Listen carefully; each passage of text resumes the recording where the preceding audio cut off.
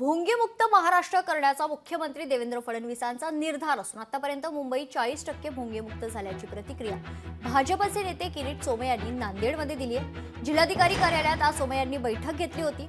नांदेड जिल्ह्यात अवैध बांगलादेशी आहेत का याचा आढावा त्यांनी घेतला। तर बांगलादेशींनंतर आता भोंगेमुक्तीचं अभियान हाती घेतल्याचं ते म्हणाले। मुंबईत एका महिन्याच्या आत 100% भोंगेमुक्ती होईल असं देखील सोमय्या म्हणाले।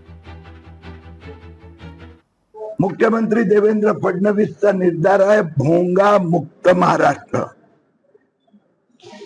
आणि बांगलादेशी नंतर हे अभियान मी हातात घेतलेले आहे। मुंबईत एका महिन्याच्या आत सगळ्या मशिदीवरील भोंगे खाली आलेले असेल। आतापर्यंत 40% मशिदींनी भोंगे उतरवले आहेत।